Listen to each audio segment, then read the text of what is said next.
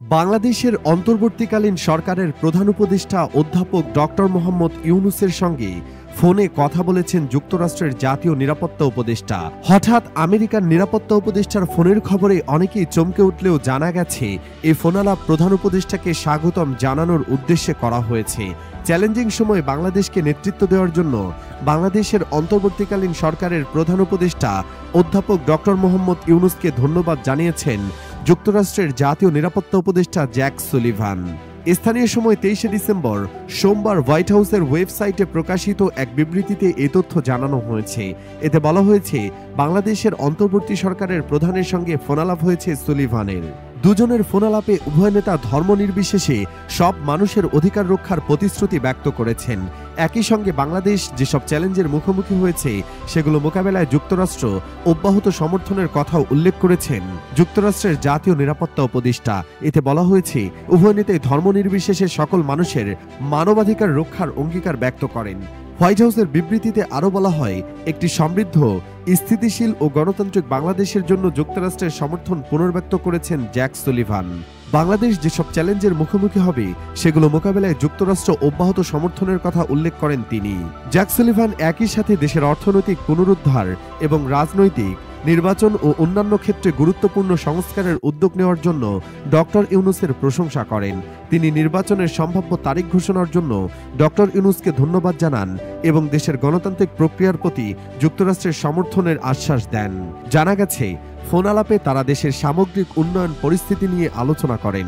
অধ্যাপক ইউনূস বাংলাদেশের উত্তরাধিকারের বিভিন্ন সমস্যা সমাধানে যুক্তরাষ্ট্রের উদার সহায়তার জন্য ধন্যবাদ জানান। জ্যাক সুলিভান অধ্যাপক ইউনূসের নেতৃত্বাধীন অন্তর্বর্তী সরকার এবং একটি সমৃদ্ধ, স্থিতিশীল ও গণতান্ত্রিক বাংলাদেশের প্রতি মার্কিন সমর্থন পুনর্ব্যক্ত করেন। বাংলাদেশের প্রধান উপদেষ্টা এই চ্যালেঞ্জিং সময়ে বাংলাদেশের প্রতি গুরুত্বপূর্ণ সমর্থনের জন্য যুক্তরাষ্ট্রকে ধন্যবাদ জানান। তিনি সেপ্টেম্বরে নিউ ইয়র্ক সফরকালে মার্কিন প্রেসিডেন্ট জো বাইডেন এবং পররাষ্ট্রমন্ত্রী অ্যান্টনি ব্লিংকেনের সঙ্গে তার বৈঠকের স্মৃতিচারণ করেন। অধ্যাপক ইউনূস জানান, আগামী জানুয়ারির মধ্যে 6টি গুরুত্বপূর্ণ সংস্কার কমিশনের রিপোর্ট পাওয়ার আশা করা হচ্ছে। এরপর জাতিকে সংস্কার ও নির্বাচনের জন্য প্রস্তুত করার জন্য প্রক্রিয়ায় ঐক্যমত গঠনের কাজ শুরু হবে। এদিকে প্রায় একই সময়ে প্রধান উপদেষ্টা ডক্টর মোহাম্মদ ইউনূসের সঙ্গে বিদায়ী সাক্ষাৎ করেছেন বাংলাদেশে নিযুক্ত বিশ্বব্যাংকের আবাসিক পরিচালক আব্দুল্লাহ শেখ। 23 ডিসেম্বর সোমবার রাষ্ট্রীয় অতিথি ভবন যমুনায় এই সাক্ষাৎ করেন তিনি। আগামী জানুয়ারিতে তিনি বিশ্বব্যাংক থেকে অবসরে যাচ্ছেন।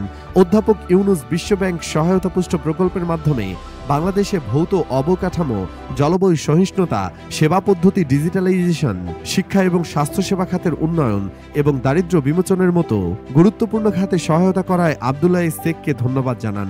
আব্দুল্লাহ শেখ প্রধান উপদেষ্টাকে জানান, গত 19 ডিসেম্বর বিশ্বব্যাংক 1.2 বিলিয়ন মার্কিন ডলারের অর্থায়নের অনুমোদন করেছে, যা বাংলাদেশের জলবায়ু সহিষ্ণুতা ও টেকসই পরিবেশ উন্নয়নের পাশাপাশি চট্টগ্রাম নগরীর স্বাস্থ্য, পুষ্টি এবং পানীয় পয়ঃনিষ্কাশনের সেবার মানোন্নয়নে ব্যয় করা হবে। বাংলাদেশের সবুজ অর্থায়ন ও নগর উন্নয়নে 22 ডিসেম্বর বিশ্বব্যাংকের সঙ্গে 900 মিলিয়ন ডলারের 2টি ঋণ চুক্তি স্বাক্ষর হয়। এর মধ্যে একটি চুক্তির আওতায় কক্সবাজার থেকে পঞ্চগড় পর্যন্ত অর্থনৈতিক করিডোর বরাবর জলবায়ু সহিষ্ণু এবং নারীবান্ধব অবকাঠামো নির্মাণের মাধ্যমে নগর উন্নয়ন করা হবে।